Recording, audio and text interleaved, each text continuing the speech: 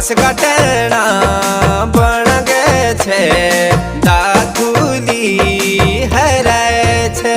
तेरी सासू बोली